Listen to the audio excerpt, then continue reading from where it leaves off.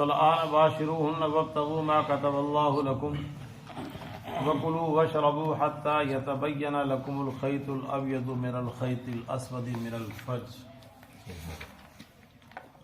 ثم أتموا الصيام إلى الليل ولا تباشروهن وأنتم عاكفون في المساجد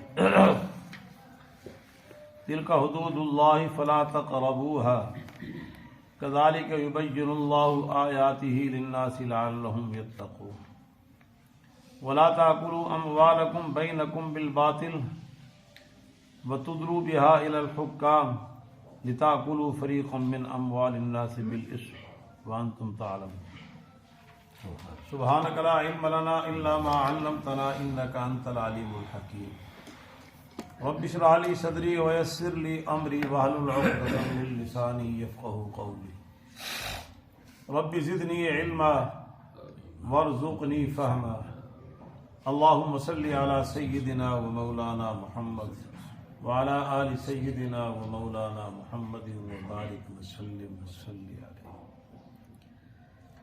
یا رب صلی وسلم دائما ابدا على حبیبک خیر الخلق كلهم هو الحبیب الذي ترجى شفاعته لكل حول من الأحوال مقتحم ما ان مدحت محمدا بمقالتی ولكن مدحت مقالتی بمحمد ہزار بار بشویم دہن بمشک و گلاب خلوص نام تو گفتن کمال بے مرعورا رسد کبریاء و منی کہ بلکش قدیم است و ذاتش غنی اندراں دم کز بدن جانم بری از جہاں بانور ایمانم بری مپندار سعدی کے راہ صفا تواں رفت جز بر پہ اے مصطفیٰ خدایا بحق کے بنی فاطمہ کے برقول ایمان کنی خاتمہ اگر دعوتم رد کنی ور قبول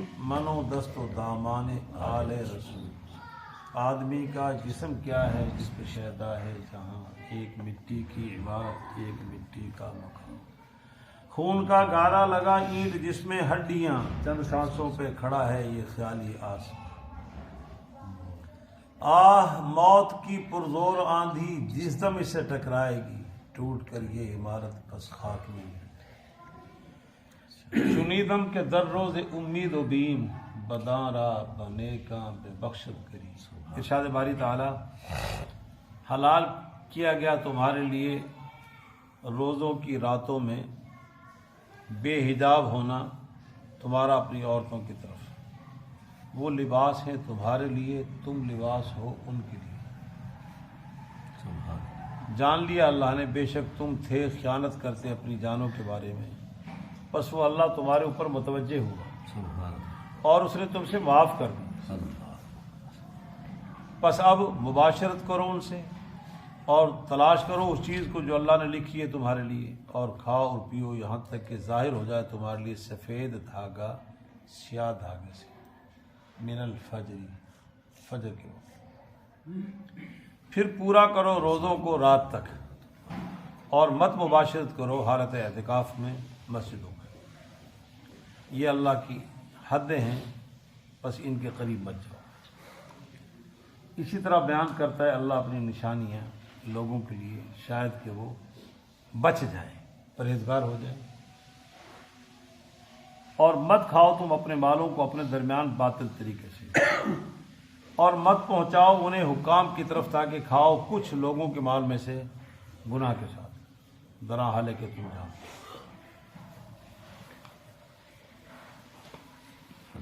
یہ سورہ بقرہ دوسرا سپارہ اس کا دوسرا پاؤ اور اس کی دوسری رکوع کی آخری آیات دوسرے پاؤ کی پہلی رکوع میں اللہ نے ایک فہرست ایمان اور اعمال کے نام سے مسلمانوں کو عطا فرمائی اور فرمایا اس کا فائدہ جو اس کو اپنائے گا وہی ہماری نگاہوں میں سچے ہیں وہی متقی ہیں وہی سچے پھر اللہ نے دو چیزیں بیان فرمائی وہ قتل کے معاملے میں یا ایھا الذین آمنوا کتب علیکم القصاص فی القتل قتل کے بارے میں قصاص فرض ہے دوسرا یہ تو فوجداری معاملہ ہے، اور دوسرا تھا وہ مالی معاملہ، اس میں فرمایا کتب علیکم اذا حضر احدکم الموت، جو باضابطہ وراثت کا حکم ہے اس سے پہلے یہ حکم تھا کہ ہر آدمی اپنے مال کے معاملے میں وصیت کرے، اور اس کا بھی فائدہ کیا تھا؟ حقا علی المتقین، یہ حق ہے متقین کے لیے، ایسا کرو گے تو تقوی مل جائے گا۔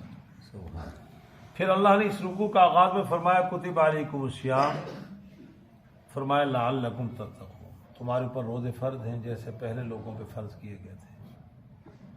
تو اس کا فائدہ غرض و غایہ وہ تمہیں تقوی مل جائے۔ اور روزے کی فرضیت کا حکم آیا، چند دنوں کی گنتی بھی بتلا دی، اس میں رخصت بھی دے دی بیمار کے لیے اور مسافر کے لیے، وہ بعد میں گنتی پوری کر لے۔ پھر صدقہ فطر کا حکم بھی بیان کر دیا، طعام مسکین، اور فرمایا فمن تطوع خیرا، جو خوشی سے خیر کو اپنا لے، بیماری کے باوجود ہمت کر لے، سفر کے باوجود ہمت کر لے، یا ہمت کرا تو سومو خرید لو، بہت بہتر۔ ہم نے تو گنجائش دی ہے، تو وہ ہے رخصت اور عزیمت، تھوڑی سی مشقت کو برداشت کر کے پھر بھی وہ۔ پھر فرمایا رمضان کا مہینے کا تصور کہ اس میں اللہ نے قرآن کو اتارا ہے، پھر قرآن کے نزول کے مقصد ھدی للناس، یہ لوگوں کے لیے ہدایت کا پیغام، اور اس میں ہدایت کا پروگرام بھی واضح ہے، اور اس میں فرقان بھی ہے، حق اور باطل کے درمیان میں امتیاز پیدا کرنے والی چیز، یہ حق ہے، یہ باطل ہے۔ پھر فرما دیا دوبارہ کہ جو اس مبارک مہینے کو پالے تو اس کے لیے روزہ ہی ہے، جو گنجائش تھی شروع میں وہ اللہ نے ختم فرما دی۔ اگر کوئی آدمی حیثیت رکھتا ہے فدیہ طعام مسکین کا تو اس کے لیے گنجائش وہ ختم کر دیا، نہیں، فلیصم، اب روزے رکھے۔ پھر اللہ جل جلالہ نے ارشاد فرمایا کہ میں اللہ تمہارے لیے آسانی کا معاملہ چاہتا ہوں، تنگی نہیں چاہتا، تو اسی لیے مریض کے لیے گنجائش دے دی اور مسافر کے لیے۔ پھر درمیان میں وَإِذَا سَأَلَكَ عِبَادِي أَنِّي، پہلے بھی روزے کا حکم چل رہا ہے، آگے بھی روزے کا حکم، درمیان میں وہ دعا کا مسئلہ آ گیا کہ میرے بندے میرے لیے قربانی دے رہے ہیں، شہری کی اور افطاری کی اور فلاں فلاں فلاں، تو فرمایا ان سے کہہ دو کہ میں اللہ اجیب دعوت الداعی اذا دعان، جب بھی میرا بندہ مجھے پکارے میں پکار کو سنتا ہوں، اور دور قریب کا مسئلہ نہیں، میں تو شارک سے بھی زیادہ قریب، ابھی دل میں بھی پکارو پھر بھی میں تمہاری پکار کو سنتا ہوں، اور فإنی قریب، میں تمہارے قریب ہوں۔ رانا صاحب توجہ ہو، یہ انبیاء کے ساتھ تو قربت ہے وذریعہ وحی، اور اولیاء کرام کے ساتھ ہے قربت، قربت آپ کی جسمانی بھی ہے اور رحمت کے اعتبار سے بھی، ایمان کے اعتبار سے بھی قربت ہے، قربت کی کئی صورتیں ہیں، اور اولیاء کرام کے لیے ہے اس کی تجلی جو ایمان کے راستے سے مل رہی ہے۔ تو یہ طرح اللہ کا قرب حاصل کرنے کے لیے جتنا ایمان کو مستحکم کریں گے قرب اور بڑھ جائے۔ اور قبولیت دعا کے لیے میں نے بتلایا کہ کچھ زمانے بھی مخصوص ہیں، کچھ اوقات زمانہ اور کچھ جگہ بھی مخصوص ہیں، سوائد ہے، مطلب گھر ہم دعا مانگے تو وہی دعا مسجد میں مانگے تو یہ جگہ اس سے زیادہ ہو، ایک عام دعا مانگی، ایک آپ نے روزہ رکھنے کے بعد افطاری کے وقت مانگی، ایک سحری کے وقت مانگی، یہ اوقات ہے، ٹھیک ہے نا، اور ایک ذاکرین کی مجلس میں دعا مانگی، ایک جہاد کے سفر میں آپ نے دعا مانگی، مقدس سفر ہے، اس طرح سے جگہ بھی ہے،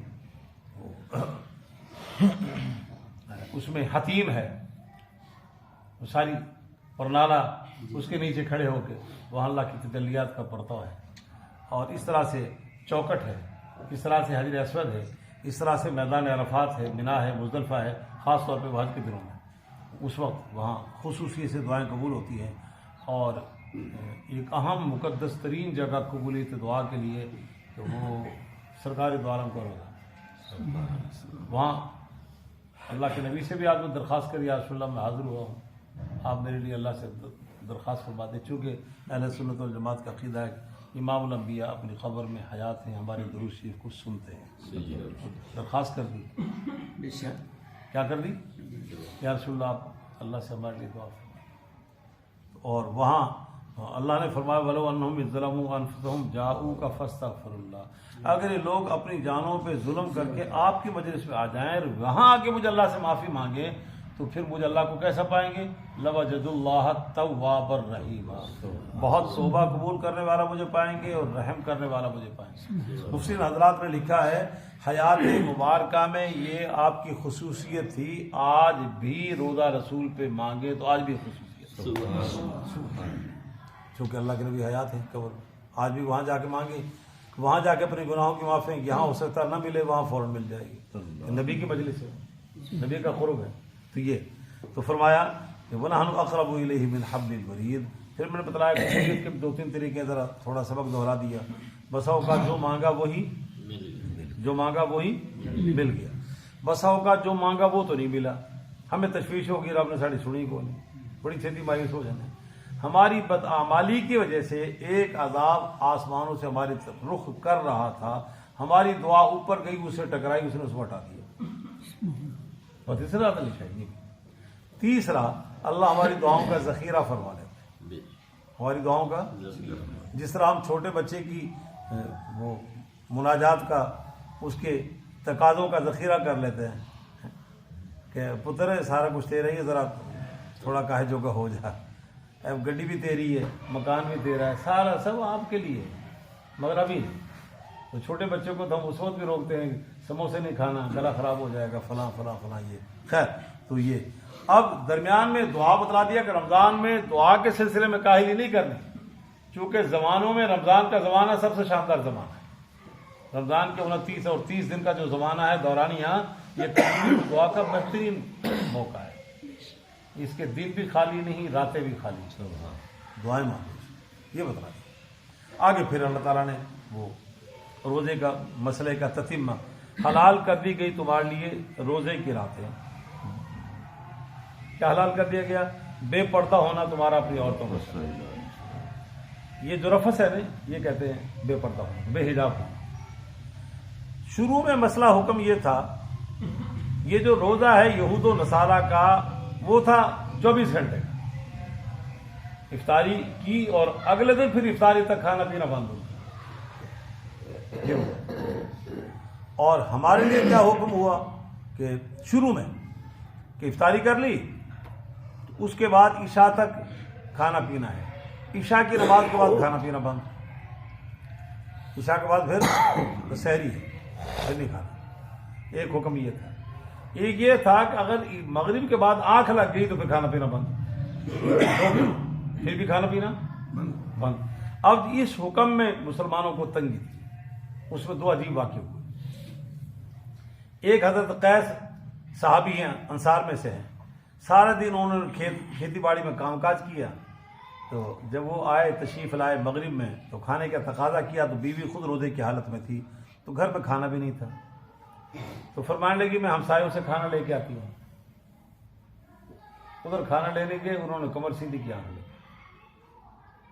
آنکھ لگی تو انہوں نے صاحب کیا حکم آ گیا، اب کھانے سے. وہ روز لے کے آئی، شدید غمزدہ ہوئی میرے شوہر کی آنکھ لگ گئی. سارے دن انہوں نے کھیتی باڑی کی، مشقت کا کام کیا ہے. اب اسی حالت میں پھر روزہ شروع ہو گیا. اب دن کو، اب 2 دن کا روزہ بھوک پیاس کی حالت. تو اتنی تکلیف، میں نے روزہ رکھا ہوں. بہت کیا ہوا، اگلے دن زوال سے پہلے غشی کے دورے پڑنے شروع ہو گئے. بڑی شدید تکلیف، اتنی ہنسی. دوسرا ایک واقعہ ہے جو سے حضرات نے لکھا ہے، وہ حضرت عمر رضی اللہ تعالیٰ عنہ، کہ اس میں راتوں میں مباشرت، مجامعت، مقاربت، میاں بیوی کی ازواجی زندگی کا رشتہ، تمتع، ایک دوسرے سے فائدہ اٹھانا، وہ ممنوع تھا روزوں میں. فاروق اعظم رضی اللہ تعالیٰ عنہ فائدہ اٹھا کر، کتنے صاف گو لوگ تھے. نبی علیہ الصلوۃ والسلام کے مجلس میں آئے، اور رشتہ بھی کتنا مقدس ہے، سسر ہے. فرمایا یا رسول اللہ، اس سے خطا ہو. کیا ہوا کہ یہ ہو گیا، آپ کو نہیں کرنا چاہیے. یا رسول اللہ خطا ہو، میرے لیے کیا ہوگا.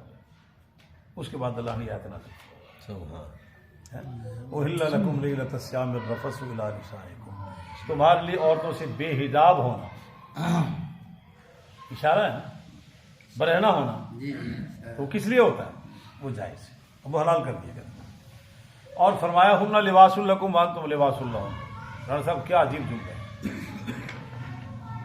یہ، یہی اس بات کی دلیل ہے کہ انسان کا کلام نہیں ہے، اللہ کا کلام۔ کوئی ماں کا لال اتنا پرمغز لفظ کہہ ہی نہیں سکتا، کوئی قادر کلام ہو ہی نہیں سکتا ایسا۔ ہن لباس لکم وانتم لباس لہن، دریا کو کوزے میں بند کر دیا اللہ نے، وہ تمہارے لیے لباس ہے، تم ان کے لیے لباس۔ میں نے اور آپ نے جو لباس پہنا ہوا ہے، اس لباس کے اور جسم کے درمیان کوئی رکاوٹ ہے؟ براہ راست لباس جسم کو چھو رہا ہے۔ تو فرمایا عورت کی اور میاں بیوی کی زندگی ایسے، جیسے اس لباس کے نیچے کوئی پردے کی چیز حائل نہیں ہے، ایسے ہی مرد عورت کے درمیان میں کوئی پردے کی چیز حائل نہیں۔ اور فرمایا یہ لباس تمہیں جسم کو ڈھانپتا ہے، اور دوسرا کام یہ زیبائش کا، تو عورت تمہارے گناہوں کو ڈھانپ رہی ہے اور تمہیں مرد کے لیے زیب و زینت کا ذریعہ، مرد کے لیے زیب و زینت کا ذریعہ۔ اور ایک اور بات بتا دوں، یہ بچے ہنسیں گے، میں آپ تینوں صاحبان سے عمر میں چھوٹا ہوں، مگر کہہ دوں کہ اس عمر میں زینت اور بڑھ جاتی ہے۔ یعنی جوانی کے میں وہ میکے دستے سے رہ کے آتی تھی تو کوئی مسئلہ نہیں تھا، اب وہ گھر میں داخل ہوتے نظر نہ آیا تو بندہ بڑھنے پہلے پوچھتا تو اڑی بھی کتنے بچے ہنستے ہیں، بچے ہنستے ہیں، دیکھتے ہیں۔ خیر، تو یہ اور فرمایا کہ حیوان کے نر اور مادے کا، حیوان میں اور انسان میں فرق کہ ان پہ لباس نہیں ہے اور ہمیں لباس۔ ہمارا نماز کا جو سطر ہے وہ ناف سے لے کے یہاں تک فرض ہے، یہ اگر ذرا سا بھی ننگا ہو جائے تو نماز نہیں۔ اور عورت کا لباس، ہاتھ کی ہتھیلیاں، یہ چہرہ اور پاؤں کا ٹخنوں سے نیچے، یہ نماز کے سطر نہیں ہے، اس کا باقی جسم نماز کا سطر ہے۔ نماز میں ہتھیلی ننگی ہو نماز ہو جائے گی، چہرہ ننگا ہو تو نماز میں کوئی رکاوٹ نہیں۔ پاؤں کے نیچے دستانے پہننا، یہ وہ جراب ضروری نماز کے لیے، اس کا سطر بڑا ہے ہم سے، اور جب باہر نکلے گی تو چہرے کا پھر سطر ہے، پھر اس کا بھی سطر۔ مگر فرمایا نر اور مادے، حیوان اور انسان کا بنیادی فرق، وہ بغیر لباس کے مادر ذات جیسے پیدا ہوئے پھر رہے، اور انسان نے اپنے لباس کو، اپنے جسم کو زیب تن کیا ہوا لباس۔ اور نکاح کے بعد نر اور مادے کی جو خواہش ہے اس کی تکمیل نکاح کے بعد، وہ یہ اسلامی تمدن اور تہذیب کا حصہ ہے، جبکہ حیوانیت میں وہ تہذیب نہیں ہے، اور وہ بھی نکاح کے ذریعے۔ ہن لباس لکم وانتم لباس۔ اور ایک اور روایت پیش کر دوں، حدیث میں آتا ہے کہ عجیب مسئلہ یہ کہ ہماری طبی شراب جو ہے نا، یہ حیا خام خواہ، جبکہ ہمارے استاد فرمایا کرتے تھے فقہ پڑھاتے ہوئے کہ فرمان لگے بڑی عجیب مسئلے اتنے کھول کے بیان کرتے، طلباء گردنیں نیچی کر لیتے، تو فرماتے تو تمہیں اما عائشہ سے بھی زیادہ حیا تمہارے اندر، اما عائشہ نے یہ مسئلے بتلائے، نبی کا فرمان اپنی امت کا نام پیغام دیا ہے، صحابہ کرام نے مسئلے نبی سے سن کے آگے بتائے، تو مسئلے میں حجاب نہیں۔ ایک روایت میں فرمایا وفی بضع احدکم صدقہ، تمہاری شرمگاہوں میں بھی صدقہ ہے، تمہاری شرمگاہوں میں بھی۔ صحابہ نے پوچھا یا رسول اللہ، ہم میں سے کوئی ایک شخص اپنی خواہش کی تکمیل کرتا ہے اس کے لیے بھی اجر ہے؟ فرمایا یہی اگر خواہش کی تکمیل بغیر نکاح کے کرو پھر کیا بنے گا؟ پھر کیا بنے گا؟ دنیا میں سزا اور آخرت میں بھی سزا۔ فرمایا یہی تو ہے سنت کے مطابق کرو تو اس میں کیا کریں، اس میں بھی اجر رکھا ہے۔ تو کیسی شریعت ہے، کیسے نفیس ضابطے ہیں۔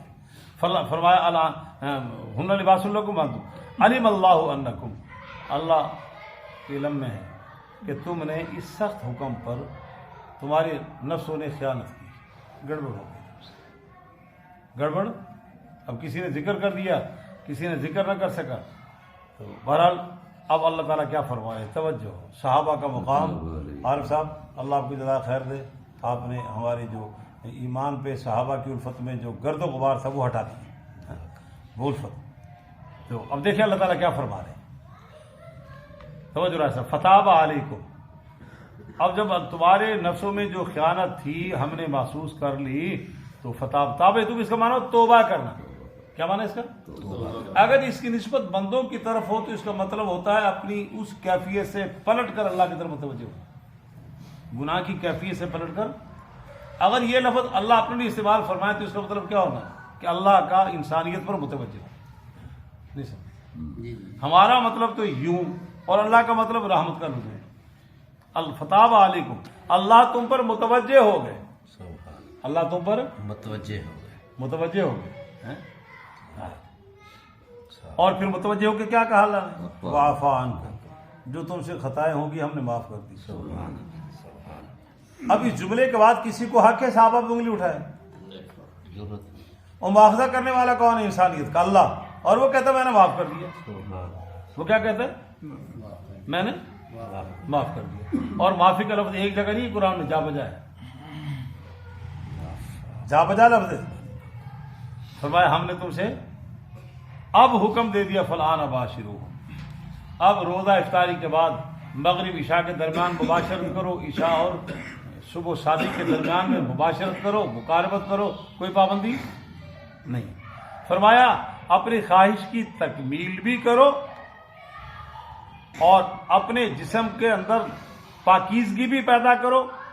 دماغ اس کی پاکیزگی ہے اس میں، اور نگاہ کی پاکیزگی ہے اس میں، اور قلبی راحت اور سکون اللہ نے فطرت، ایک فطرتی چیز ہے.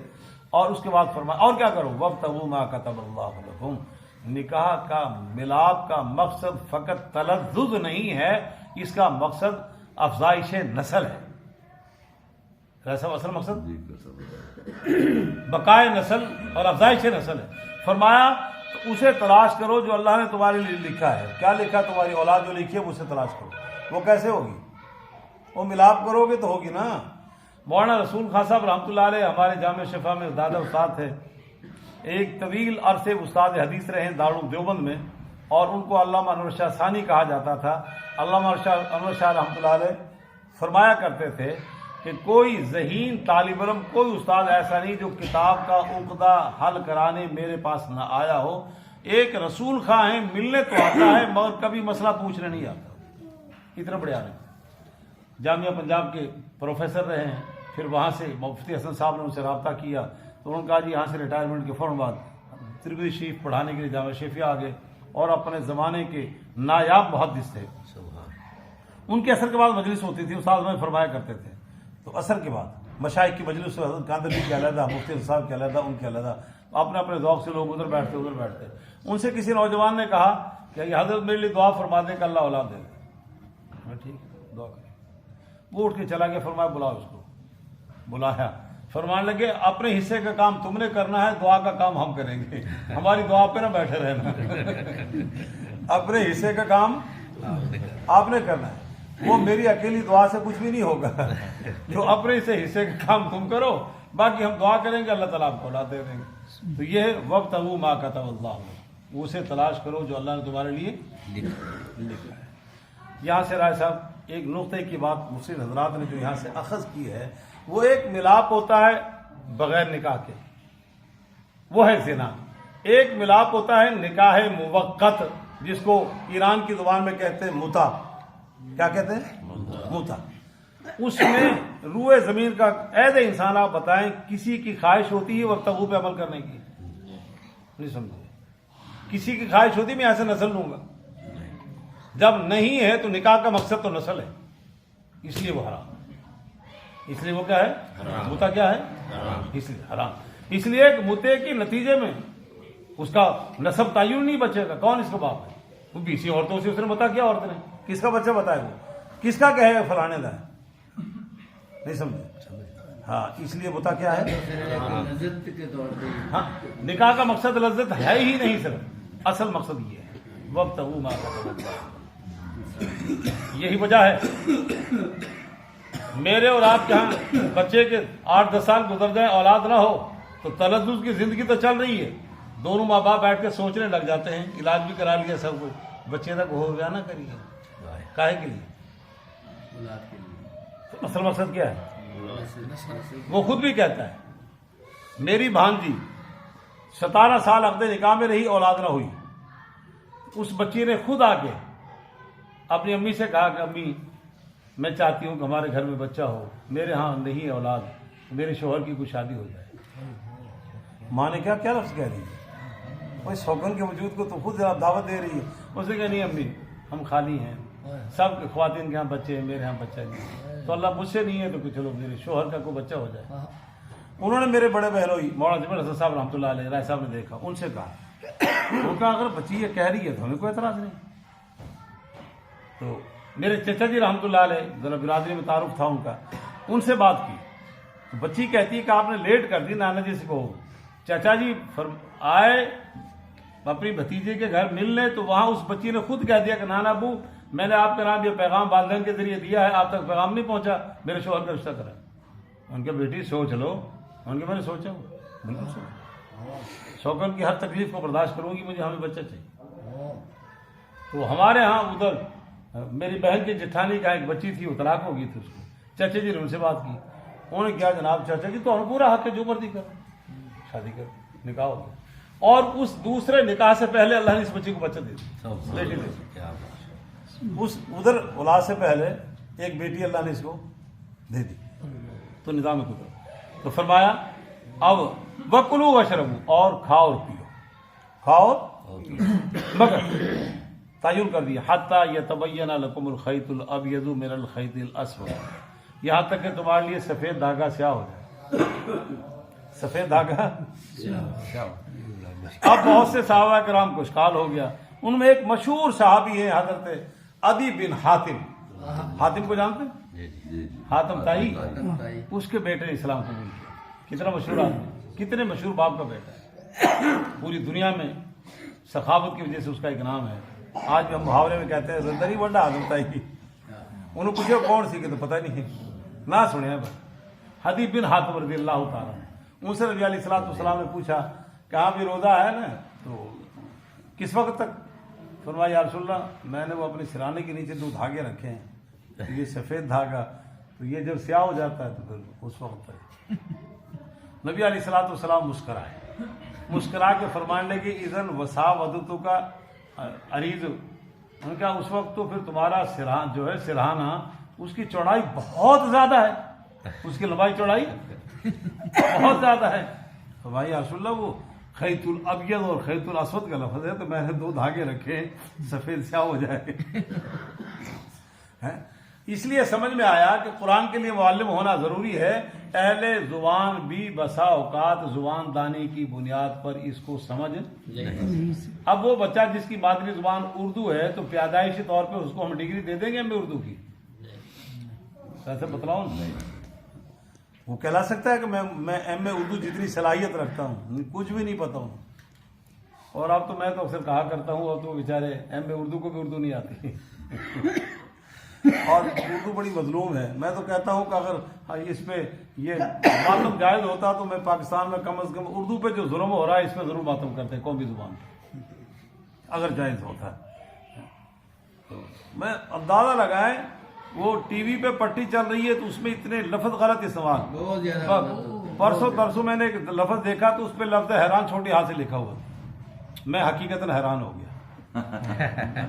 حیران بڑی ہاں ہے ماشاءاللہ. قتل کے لیے لفظ چھوٹا کاف لکھا ہے, یہ چھوٹا کاف لکھا ہے. اندازہ لگائے سین اور شین اور سا کا تو فرق ہے ہی نہیں, اور مانا کہاں سے کہاں چلا گیا. مانا کہاں سے, ابھی آپ شعر میں پڑھ رہے تھے کہ صحابہ کی تنقیص نہیں کر رہی. اور ضم, اب بچوں سے پوچھا جائے لکھو اس لفظ ضم کو, اگر وہ ذات سے لکھتے تو مانا کیا ہوگا, ذات سے لکھیں تو مانا کیا ہوگا. ضم مذمت کے معنی میں یہ ذات سے ماشاءاللہ, اور اگر ذات سے لکھیں تو اس کا معنی ملانا, انضمام جو لفظ ہوتے ہیں مانا. اندازہ لگائیں وہ صحیح کہا نا کسی نے کہ نقطے نے مارم سے مجرم کر دیا, ہم دعا لکھتے رہے اور وہ دغا پڑھتے رہے. اردو ہے, عربی کے لفظ اس میں ہیں. تو اللہ نے نازل فرما دیا من الفجر, تعین کر دیا کہ سیاہ دھاگے سے رات کی سیاہی مراد ہے اور سفیدی سے صبح کی سفیدی مراد ہے. رات کی سیاہی ختم ہو کر صبح کی سفیدی شروع ہو جائے اس وقت وہ آپ کا شہری کا وقت ختم ہو جائے. اب اللہ جزائے خیر دے ہمارے ان کو کیا کہتے ہیں, ان کو جو آسمانی علوم ہے فلکیات والے سائنسدان, محکمہ موسمیات والے, انہوں نے وقت ہمیں لکھ کے دے دیا. اب ہمیں وہ اتنی اذیت نہیں کرنی پڑتی. خود دیکھیں پہلے بڑی عمر کے لوگ آسمان پہ نگاہ دوڑا کے تعین کرتے تھے کہ ہوں جناب سفیدی آ گئی. تو اب وہ بہرحال اوقات آ گئے, کیلنڈر چھپ کے آ جاتا ہے, بالکل سہولت ہے بالکل. اس میں فقہا کہتے ہیں 3-4 منٹ احتیاط کر لو. اگر 4 بجے کا وقت لکھا ہے تو 4:05 تک احتیاط کر لو, بس اتنا سا ہے اور پریشانی نہیں, وہ ٹھیک ہے بات. سماتی مسیامر اللیل, پھر روزے کو پورا کرو رات تک. یہ جو روزے کا مسئلہ ہے, پہلی امتوں کا روزہ تھا 24 گھنٹے کا. میں نے بتایا نہیں یہود نصارہ. امام الانبیاء صوم وصال رکھتے تھے, کئی دن تک بغیر کھائے پیے روزہ رکھتے تھے, کئی دن. امام الانبیاء, صحابہ کرام نے اتباع شروع کر دیا, ادھر غشی کے دورے شروع ہو گئے. کون اتنی بھوک برداشت کرے؟ امام الانبیاء کو پتہ چلا, فرمایا نہیں, مجھے اللہ کھلاتا پلاتا ہے, ہر کام میں میری اتباع نہ کرو, جس کا میں آرڈر دے رہا ہوں وہی کرنا ہے, آپ روزے چھوڑیں. روز اتنا صوم وصال تمہارے بس کا روگ نہیں ہے. یہ ہر بندے کی طاقت نہیں, یہ روحانیت کی بہت اعلیٰ پرواز ہوتی ہے. ہاں جس کو وہ جب کیفیت حاصل ہو جائے وہ رکھے, جب وہ کیفیت حاصل ہو جائے پھر وہ کیا کر لے, رکھ لے. چنانچہ ہمارے قریب کے بزرگوں میں 80 وصال ہوا. حضرت شیخ رضی اللہ عنہ ہو کر فیصل آباد تشریف لائے تو وہاں قریب لوگوں کے سامنے حضرتوں نے بے ساخ تھا, ایک جملہ منہ سے نکل گیا, وہ ہم تک بھی آیا. فرمانے لگے کہ اب افطاری اور سحری کی حاجت نہیں ہے, افطاری اور سحری سنت سمجھ کے کر لیتا ہوں. شہری میں ایک گھونٹ پانی پی لیتا ہوں اور کھجور کے دانے سے تناول کر لیتا ہوں روزہ. اب ضرورت اللہ نے ایسی کیفیت دے دی. قریب کا 80 کا واقعہ. اور ہمارے ہندوستان کے بزرگوں میں نے کتاب میں پڑھا ہے, خواجہ نظام الدین اولیاء آخری جو روزہ انہوں نے رکھا زندگی کا وہ 40 دن پر مشتمل تھا. علی کتنے دن کا تھا؟ 40 دن. یہ ہر بندے کا نہیں ہے, اپنی ایمانی کیفیت ہوتی ہے, ہر بندے کی کیفیت نہیں ہے. ہاں پہلے آدمی مجاہدہ کر کے اس مقام پہ پہنچے پھر وہ کیفیت ہوتی ہے. ہاں اب یہ دیکھیں ماضی قریب بالکل تھوڑی سی, مفتی حسن صاحب رحمۃ اللہ علیہ, جامع شفیع کے بانی حضرت تھانوی رحمۃ اللہ علیہ, خود جن کا بھی ہم ذکر کر رہے ہیں, ان کو تکلیف ہوئی تو ڈاکٹروں نے فیصلہ کر لیا, ان کے اپنے مریدین تھے پاؤں کاٹنے کا, تو وہ ٹیکہ لے کے آئے, کیا کرنا ہے جی آپ کو بے ہوش, خدا را مجھے بے ہوش نہ کرو, بے ہوش ہو جاؤں گا میرا ذکر بند ہو جائے گا. تو فرمانے لگے حضرت اس کے بغیر چارہ کار نہیں, ٹانگ کٹ رہی تھی, بڑی تکلیف ہے. فرمایا نہیں, میں ذکر الہی شروع کرتا ہوں تو یہ کام کرو. تھوڑی سی مادی بعید کی بات ہے. جامع شفیع کے بانی ہمارے دادا استاد فرمانے لگے, وہ ذکر میں مشغول ہو گئے اور انہوں نے ٹانگ کاٹ لی. ذکر, اب میں بھی ذکر کرتا ہوں, آپ بھی کرتے ہیں, ہم میں سے کون سا بندہ نہیں ہے کوئی تھوڑا کرتا کوئی زیادہ, کیا ہمیں یہ کیفیت حاصل ہے؟ ہماری تو ذکر, نماز بھی ذکر ہے نا, وہ ایک مچھر خراب کر دیتا ہے, کبھی ادھر خارج کی کبھی ادھر خارج کی, ہم تو اس سے ہی ہل جاتے ہیں. ہمارا ذکر اتنا کمزور ہے, اور ان کا ذکر اتنا جناب لی, وہ ایسا رنگ چڑھا ہوا تھا ان پہ کہ وہ ایسے ذکر میں مست ہوئے جس طرح موبائل استعمال کرنے والے دوران ڈرائیونگ یا گھر میں بیٹھے ہوئے, ماں کہتی دودھ لیا انہوں پتہ ہی کون نہیں, اور پتر دوتے پھڑی لیا انہوں پتہ ہی کون نہیں. یہ ذکر اتنا مسعود جا رہا ہے موبائل والا, کیوں جی, گھر میں جھگڑے. بیوی اگر اس میں مگن ہے تو شوہر کی بات نہیں سن رہی, شوہر مگن ہے تو وہ نہیں سن رہا. تو اس سے 1000 درجہ زیادہ لذت ہے اہل دل ذاکرین کو اللہ کے نام کی, جنہوں نے یہ لذت چکھی انہیں پتا, ہم نے تو چکھی نہیں ہے, ہم تو ایسی باتیں کر رہے ہیں. اللہ ہمیں اپنے نام کی لذت نصیب فرمائے. یہ نام کی لذت ہے نا, جنہوں نے چکھی ہے تو انہوں نے جناب لی گاٹے لوا لے, سر پھڑوا لیے اللہ کی محبت کا. یہ چھوٹا کام ہے رانا صاحب, چھوٹا سا کام ہے جسم کے ٹکڑے کرانا, کرائے کہ نہیں لوگوں نے؟ اللہ کی کچھ مجازی محبت میں ٹرین کے نیچے آ رہے ہوتے چھلانگے لگ, مجازی محبت میں, اور جن کو حقیقی محبت مل جائے تو خیر. تو فرمایا تو یہ اولیاء کرام ان کے لیے گنجائش ہے, ہر بندے کے لیے نہیں. تو فرمایا روزے کو پورا کرو, کب؟ الی رات تک. جب غروب آفتاب ہو جائے تو پھر کیا ہے, روزہ ختم. ولا تباشرہن وانتم, اور مت مباشرت کرو تم حالت اعتکاف میں. حالت جمعے سے جو بندہ اعتکاف میں بیٹھے اس کے لیے مباشرت کی اجازت نہیں. اور اس کا مطلب ظاہر سا, تو کسی کو شاید غلط فہمی ہو جائے کہ مسجد میں اعتکاف اگر کر رہا ہے تو یہ پابندی ہے, گھر میں کرے تو پھر گنجائش ہے. گھر میں اعتکاف ہی نہیں مرد کا, گھر میں مرد کا اعتکاف ہی, گھر میں مرد کا اعتکاف ہی, اور اس مسجد میں اعتکاف کرنا ہے جہاں 5 وقتہ اذان اور نماز ہوتی ہے. دیہاتوں میں کوئی ایسی مسجد ویرانی کا شکار ہے, فجر ویلے بندہ ہی کون نہیں, فیکٹریوں کی مسجد فجر میں بندہ ہی کون نہیں, عشاء میں بندہ ہی کون نہیں, ایسی مسجدیں ہیں کوئی ایک آدھا بندہ ہے وہ اکیلا آ کے نماز پڑھتا ہے, اس میں اعتکاف نہیں ہے. اس میں اعتکاف اور خواتین کا جو اعتکاف ہے نبی علیہ الصلوۃ والسلام نے منع فرمایا کہ اللہ کی بندیوں کو مسجد میں آنے سے مت روکو.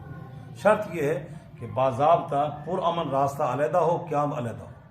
پھر چنانچہ ازواج مطہرات مسجد نبی میں اعتکاف فرماتے تھے. کیا مجال تھی اس طرف کوئی حرکت ہو جائے. جس طرح ہمارے ہاں پختونوں کے ہاں ان کی روایات ہے کہ وہ جو پیشاب کے لیے جاتے ہیں جب باتھ روم نہ تھے تو مردوں کا ایک سمت تھی، عورتوں کی ایک سمت تھی. مردوں کی سمت میں عورتیں نہیں جا سکتی اور عورتوں کی سمت میں مرد ہے نہیں. ہمارے یہاں نہیں، پنجاب ہم نے نہیں دیکھا. میں ایک دفعہ ادھر گیا، کون سے علاقہ تھا وہ، آزاد کشمیر کا، مقبوضہ کشمیر میں. گھر والے میرے ساتھ تھے. تو وہ بچیاں کہنے لگی کہ باجی آپ کو ادھر پھرا لائیں. ان کے نہیں مرد ہیں. ان کے نہیں کوئی مسئلہ نہیں، ادھر کوئی نہیں آتا. تو وہ ادھر گئے چشمے کے اوپر، انہوں نے غسل خانہ بنایا ہوا، اس میں پانی، اور وہ خود چشمے کا پانی آ رہا ہے.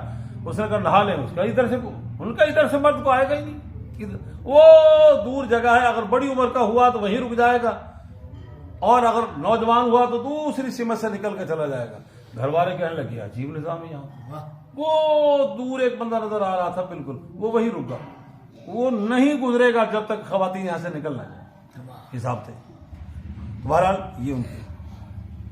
تو فرمایا کہ عورتوں کے لیے اگر پرامن ہو جائے. تاہم امام ابو حنیفہ رحمۃ اللہ علیہ اس زمانے میں انہوں نے کتاب و سنت کو سامنے رکھ کے کہا کہ اب اتنی احتیاط بہت مشکل ہے، لہذا عورت اپنے گھر میں، ہاں عورتوں کی نماز مسجد سے گھر میں زیادہ بہتر ہے. حدیث میں آتا ہے عورتوں کی نماز گھر میں مسجد سے، تو ان کا اعتکاف بھی پھر مسجد سے گھر میں ہی کہاں کریں جہاں انہوں نے اپنی نماز کی جگہ مختص کی ہے، بس وہیں نشان بنا لیں اور اپنا کریں. آگے فرمایا تل کا حدود اللہ، یہ اللہ کی قائم کردہ حدود ہیں، ان کے قریب مت جاؤ.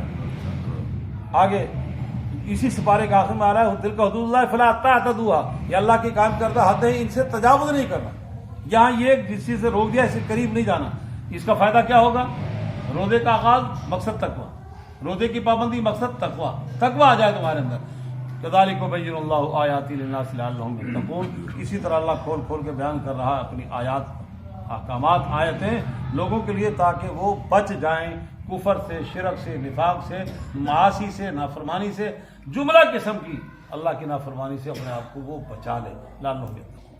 آگے فرما ولا تاکلوا اموالکم بینکم بالباطل، اور اپنے مالوں کو اپنے درمیان میں باطل طریقے سے نہ کھاؤ.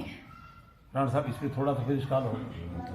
یہ پیچھے روزے کا حکم ہے، آگے جہاد کا حکم ہے، درمیان میں مال کی آیت کیسے آ گئی؟ پیچھے روزے کا حکم، آگے بھی روزہ، بیچ میں درمیان میں دعا آ گئی. وہ سمجھ میں آ گیا کہ رمضان میں دعا مانگا کرو، ضمن آ گیا.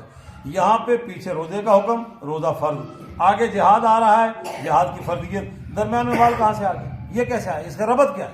تو شیخ الہند مولانا محمد ارشد دیوبندی رحمۃ اللہ علیہ فرماتے ہیں اس کا ربط یہ ہے کہ روزے میں حلال چیزوں کو اللہ نے طلوع آفتاب صبح صادق سے غروب تک کیا کر دیا؟ حرام. کیا کر دیا؟ حرام.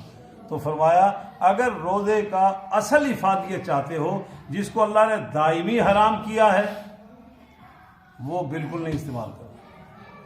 جب حلال کردہ کو اللہ نے کچھ وقت کے لیے حرام کر دیا، اب حلال کو بھی اختیار نہیں کر سکتے.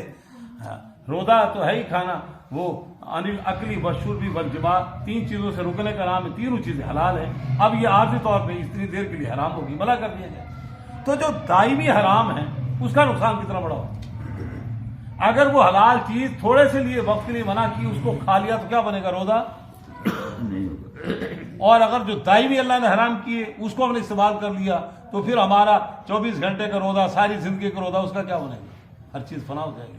فرمایا اس لیے درمیان میں سمجھایا ہے مال کے معاملے کو مت کھاؤ اپنے درمیان میں تم مالوں کو باطل طریقے سے.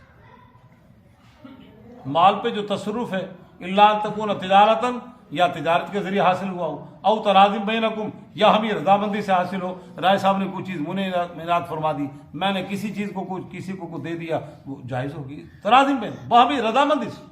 زمینوں کی تقسیم ہے، یا وراثت میں کوئی مال ملا ہے، یا تجارت میں کوئی نفع آیا ہے. اس کے علاوہ اور جتنی صورتیں ہیں اس میں بددیانتی، خیانت، رشوت، ملاوٹ، منشیات اور وہ قبضہ، چوری، ڈکیتی، جتنے ذرائع ہیں سارے کے سارے حرام.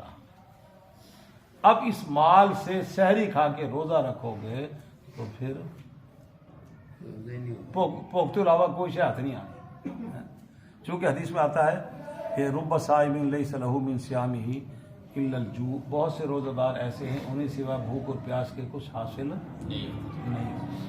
ہاں، تو فرمایا اپنے درمیان میں بات طریقے سے مالوں کو مت کھاؤ، اور آگے فرمایا وتدروا بها، اور کبھی ایسا ہوتا ہے کہ تنازع ہو گیا اور تمہیں پتا میرا نہیں، تم نے حکام تک کیس پہنچا دیا، کہیں سے فون کرا دیں گے قاضی صاحب کو، کہیں سے فون کرا دیں گے اچھے وکیل صاحب کو، یا خود موکل چرب اللسان ہے، ہوشیار ہے، تیز ترار ہے، اور عدالت کو دھوکہ دے کے فیصلہ اپنے حق میں لے لے گا، وہ شہادت کے ذریعے سے جھوٹے گواہ ہو جائیں گے، جھوٹے معاملہ سارا کا سارا اثر رسوخ سارا استعمال کر کے وہ فیصلہ، تو اللہ تعالیٰ فرما رہے تدروا بها الحکام، نہ باطل طریقے سے مالوں کو کھاؤ، نہ انہیں حکام تک پہنچاؤ، تاکہ مال لوگوں کے مال کا کچھ حصہ تمہیں مل جائے بالاسم گناہ کے ذریعے، تمہیں معلوم ہے حالانکہ میرا نہیں، تو یہ بھی حرام۔